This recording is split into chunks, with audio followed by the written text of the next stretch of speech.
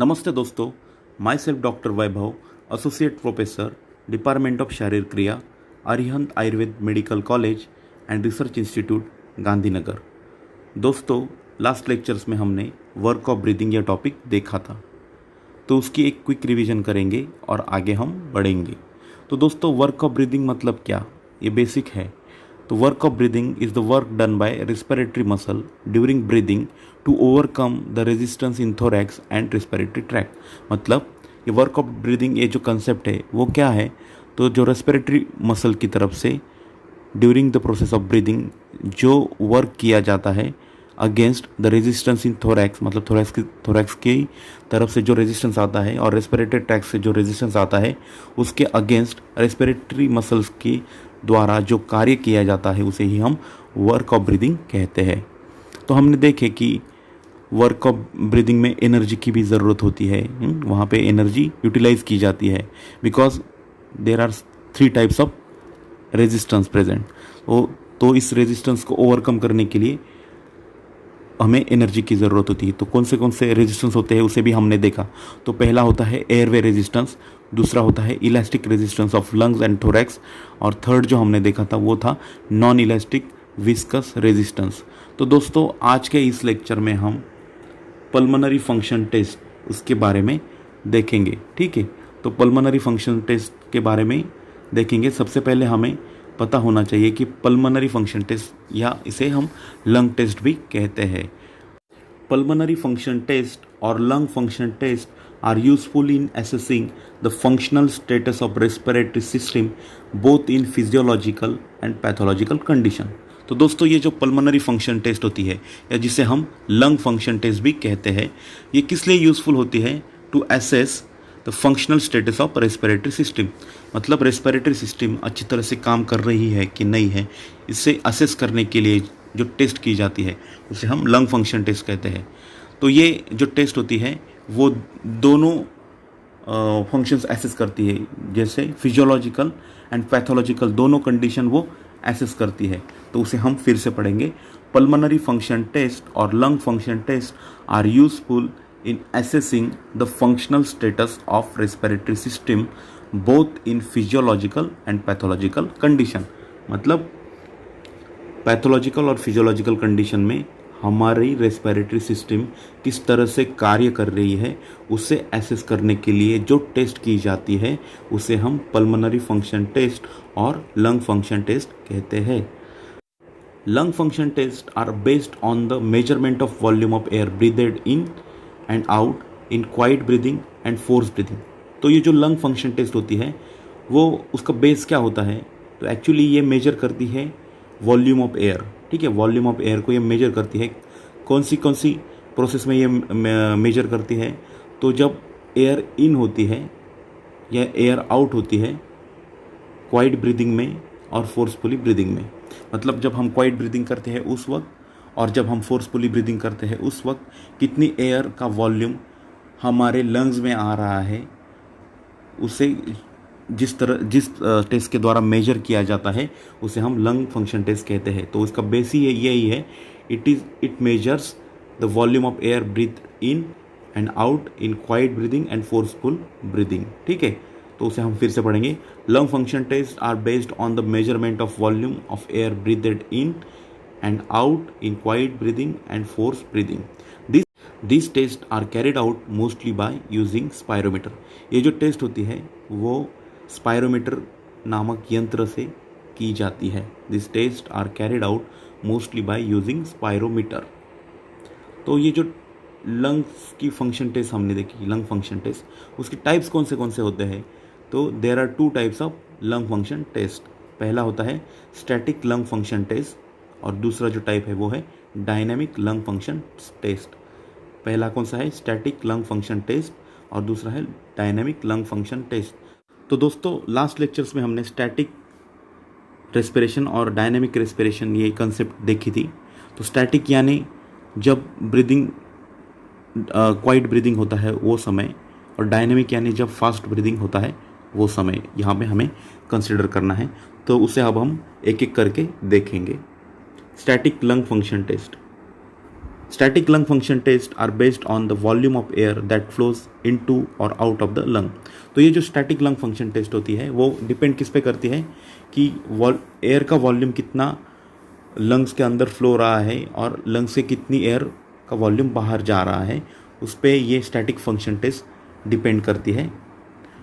उसे हम फिर से पढ़ेंगे। Static lung function test are based on volume of air that flows into और आउट ऑफ द लंग, मतलब इन कितनी एयर हो रही है और लंग से कितनी बाहर एयर जा रही है और कितना वॉल्यूम ऑफ एयर बाहर एक्सपायर हो रही है, उसे ही हम स्टैटिक फंक्शन टेस्ट का बेस मानेंगे। This test do not depend upon the rate at which air flows. तो दोस्तों यहाँ पे रेट वर्ड से हमें टाइम लेना है, तो ये टेस्ट डिपेंड नहीं करती है कि कितनी बार कितनी फास्ट ब्रीदिंग हो रहा है, उस पर ये डिपेंड नहीं करती। This test do not depend upon the rate at which the air flows. तो एयर फ्लो हो रही है तो क्वाइट ब्रीदिंग में एयर जो फ्लो होती है वो 12 to 16 पर मिनट के हिसाब से ही होते हैं, तो वो जो फास्ट ब्रीदिंग होता है उससे वो काउंट नहीं करती है। तो static lung function test include static lung volume and static lung capacity. तो ये जो स्टैटिक लंग फंक्शन टेस्ट होती है वो क्या क्या इंक्लूड करती है, तो स्टैटिक लंग वॉल्यूम मतलब जब क्वाइट ब्रीदिंग होता है उस वक्त लंग वॉल्यूम कितना है और लंग की कैपेसिटी कितनी है, मतलब लंग कितना एयर ले सकता है या कितना एयर स्टोर कर सकता है, उस पर ये डिपेंड करती है।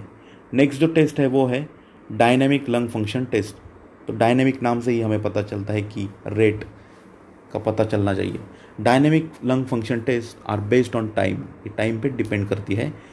The time that is the rate at which air flows into और आउट ऑफ द लंग, मतलब किस रेट से कितने फास्ट जो एयर है वो लंग्स के अंदर आ रही है और लंग्स के बाहर जा रही है, उस पर ये dynamic lung function test depend करती है या उसका बेस वो होता है। This test include forced vital capacity, forced expiration volume, maximum ventilation volume and peak expiratory flow. सारे वर्ड्स की डेफिनेशन आगे हम देखने वाले हैं, लेकिन ये जो टेस्ट होती है डायनेमिक लंग फंक्शन टेस्ट वो सारी ये चीज़ें इंक्लूड करती है। क्या क्या? This test includes forced vital capacity, forced expiration volume, maximum ventilation volume and peak expiratory volume. Dynamic lung function tests are useful in determining the severity of obstructive and restrictive lung disease. अगर किसी व्यक्ति में obstructive lung disease है यानी respiratory tract में कुछ obstruction आ गया due to कुछ भी हो सकता है, कुछ मास का ग्रोथ हो गया या ट्यूमर हो गया, उस वजह से अगर रेस्पिरेटरी ट्रैक में ऑब्स्ट्रक्शन आ रहा है तो उस व्यक्ति का ऑक्सीजन की कमी होने की वजह से ब्रीदिंग रेट बढ़ जाता है। तो उसको डिटरमाइन करने के लिए ये डायनेमिक लंग फंक्शन टेस्ट का बहुत महत्वपूर्ण रोल होता है। तो उसे हम फिर से पढ़ेंगे। Dynamic lung function test are useful in determining the severity of obstructive and restrictive lung diseases. तो दोस्तों यहाँ तक हमने समझा कि किस तरह से दो तरह की टेस्ट हमने देखी, static lung function test and dynamic lung function test. These are the lung function test. अब हम देखेंगे लंग वॉल्यूम। तो अब हम आगे लंग वॉल्यूम्स के बारे में देखेंगे। दोस्तों हमने स्टैटिक लंग वॉल्यूम ये टर्म देखी, तो उसके बारे में भी हम डिटेल में देखेंगे। Static lung volume are the volumes of air breathed by an individual, मतलब किसी भी इंडिविजुअल के द्वारा कितनी एयर को या कितनी एयर का वॉल्यूम ब्रीथ किया जाता है उसे ही हम स्टैटिक लंग वॉल्यूम कहते हैं। लेकिन ये जो एयर का वॉल्यूम है वो कितना उस व्यक्ति ने लिया, वो कुछ के लिए कुछ स्पेसिफाइड कंडीशन उन्होंने डिफाइन की है कि इसी पोजीशन में अगर वो व्यक्ति अगर समझो बैठा हुआ है तो उस पोजीशन में उस व्यक्ति के लंग्स में कितनी एयर प्रेजेंट है, ठीक है, अंडर द स्पेसिफाइड कंडीशन, तो वही वो काउंट करते हैं। तो each of this volume represent the volume of air present in the lung under specified static condition. जैसे कि ये जो वॉल्यूम हमने देखा स्टैटिक लंग वॉल्यूम, वो अगर हमें काउंट करना है तो उसके लिए एक स्पेसिफाइड कंडीशन उन्होंने बताई है कि उस व्यक्ति को या जिसको हमें ये लंग वॉल्यूम काउंट करना है उसको एक स्पेसिफाइड पोजीशन यानी सिटिंग पोजीशन में ही बैठना है, मतलब लंग्स नॉर्मल पोजीशन में आ जाएंगे। तो उस वक्त लंग्स में कितनी एयर प्रेजेंट है, कितना एयर का वॉल्यूम प्रेजेंट है, उस हिसाब से हम सारे जो वॉल्यूम्स है उसको काउंट करते हैं। Static lung volume are of 4 types, ये जो स्टैटिक लंग वॉल्यूम होते हैं उनके 4 टाइप्स होते हैं। एक होता है टाइडल वॉल्यूम, दूसरा होता है इंस्पायरेटरी रिजर्व वॉल्यूम, थर्ड जो होता है वो एक्सपायरेटरी रिजर्व वॉल्यूम, और फोर्थ जो होता है वो रेसिडुअल वॉल्यूम। ये 4 वॉल्यूम्स होते हैं स्टैटिक लंग वॉल्यूम्स के। एक होता है फर्स्ट जो है टाइडल वॉल्यूम, सेकंड जो है इंस्पायरेटरी रिजर्व वॉल्यूम, थर्ड जो है वो एक्सपायरेटरी रिजर्व वॉल्यूम, और फोर्थ जो है वो है रेसिडुअल वॉल्यूम। तो एक एक करके अब हम सब ये जो लंग्स वॉल्यूम के टाइप्स है उनको अब हम देखेंगे। पहला जो टाइप है टाइडल वॉल्यूम, उसे अब हम देखेंगे। Tidal volume is the volume of air breathed in and out of lung in single normal quite respiration. तो ये जो टाइडल वॉल्यूम है वो क्या होता है कि some amount of volume of air जो ब्रीथ किया जाता है इन या लंग्स के द्वारा बाहर भेज दिया जाता है, लंग एयर का volume in single normal quite respiration, मतलब एक रेस्पिरेशन में कितनी वॉल्यूम ऑफ एयर अंदर आ रही है और कितना वॉल्यूम ऑफ एयर बाहर जा रही है, उसे हम टाइडल वॉल्यूम कहेंगे। Tidal volume signifies the normal depth of breathing. ये जो टाइडल वॉल्यूम होता है वो नॉर्मल डेप्थ ऑफ ब्रीदिंग को बताता है। तो हमने देखा टाइडल वॉल्यूम क्या होता है कि सिंगल क्वाइट रेस्पिरेशन में कितनी अमाउंट या कितना वॉल्यूम ऑफ एयर ब्रीथ इन और ब्रीथ आउट हो रही है, उसे हम टाइडल वॉल्यूम कहते हैं। और ये क्या सिग्निफाई करता है कि नॉर्मल डेप्थ ऑफ ब्रीदिंग को ये सिग्निफाइज करता है। इसकी नॉर्मल वैल्यू कितनी रहती है 500 ml। ये जो टाइडल वॉल्यूम है उसकी नॉर्मल वैल्यू रहती है 500 ml। Inspiratory reserve volume is an additional volume of air that can be inspired forcefully after the end of normal inspiration। मतलब नॉर्मल इंस्पिरेशन होने के बाद जो भी वॉल्यूम ऑफ एयर इंस्पायर किया जाता है फोर्सफुली, उसे हम कहते हैं इंस्पायरेटरी रिजर्व वॉल्यूम। ठीक है, मतलब नॉर्मल इंस्पिरेशन होने के तुरंत बाद जो फोर्सफुल इंस्पिरेशन किया जाता है उसे हम इंस्पायरेटरी रिजर्व वॉल्यूम कहते हैं। इसकी डेफिनेशन फिर से पढ़ेंगे। Inspiratory reserve volume is an additional volume of air that can be inspired forcefully after the end of normal inspiration. तो इसकी नॉर्मल वैल्यू कितनी होती है? इसकी नॉर्मल वैल्यू होती है 3.3 लीटर, यानी 3300 मिलीलीटर। नेक्स्ट जो वॉल्यूम है वो है एक्सपायरेटरी रिजर्व वॉल्यूम। तो इसकी डेफिनेशन भी हम पढ़ेंगे। Expiratory reserve volume is the additional volume of air that can be expired out forcefully after normal expiration।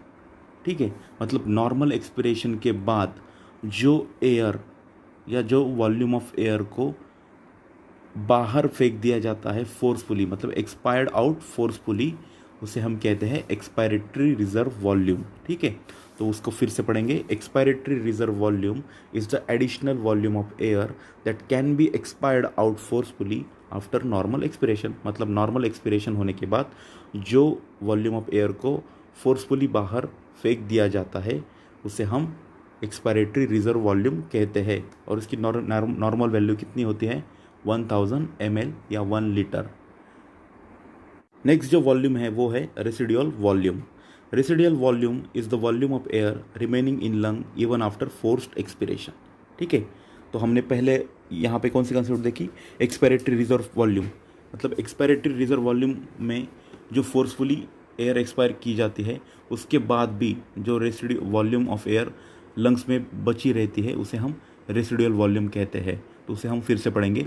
Residual volume is the volume of air remaining in lungs even after forced expiration. मतलब forced expiration होने के बावजूद भी lungs में जो air का volume present होता है उसे हम रेसिडुअल वॉल्यूम कहते हैं। Normally lungs cannot be emptied completely even bye forceful expiration. ये तो नॉर्मल कंडीशन है। Normally lungs cannot emptied completely even bye forceful expiration. हमारे लंग्स जो होते हैं वो हमेशा कभी भी पूरी एयर बाहर नहीं निकाल देते, क्योंकि उसके पीछे कुछ कारण है, उसे हम आगे पढ़ेंगे। Some quantity of air always remain in the lungs even after the forced expiration. फिर से वही, some quantity of air always remain in the lung even after forced expiration. मतलब फोर्स एक्सपिरेशन होने के बाद भी सम क्वांटिटी, कुछ मात्रा में हवा हमारे लंग्स में प्रेजेंट रहती है। Residual volume is significant because of 2 reason.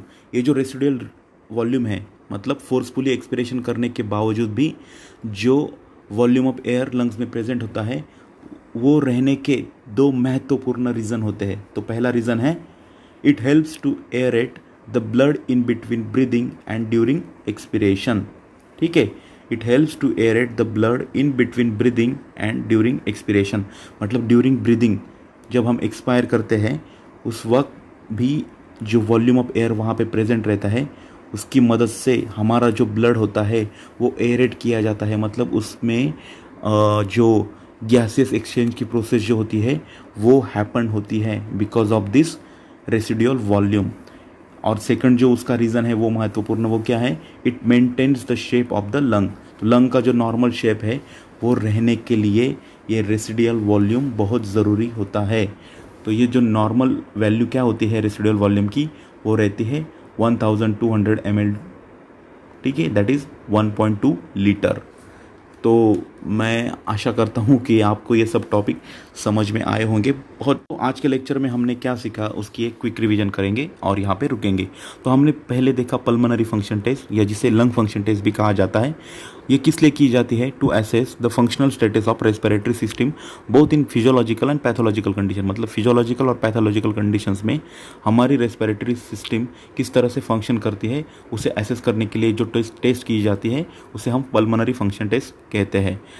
ये जो पल्मोनरी फंक्शन टेस्ट होती है वो स्पायरोमीटर से की जाती है। उसके बाद हमने पल्मोनरी फंक्शन टेस्ट के दो टाइप्स देखे, एक देखा स्टैटिक लंग फंक्शन टेस्ट और दूसरी थी डायनामिक लंग फंक्शन टेस्ट। तो उसमें भी हमने उनको डिटेल में समझा। बाद में हमने लंग वॉल्यूम के बारे में देखा। लंग वॉल्यूम में हमने जो स्टैटिक लंग वॉल्यूम्स जो होते हैं उनके 4 टाइप्स देखे। उसमें हमने tidal volume, inspiratory reserve volume, expiratory reserve volume और रेसिडुअल वॉल्यूम, इनके बारे में डिटेल में देखा। तो दोस्तों मैं आशा करता हूँ कि ये टॉपिक आपको समझ में आ रहे होंगे। तो आज के लेक्चर में हम यहाँ रुकेंगे। Thank you.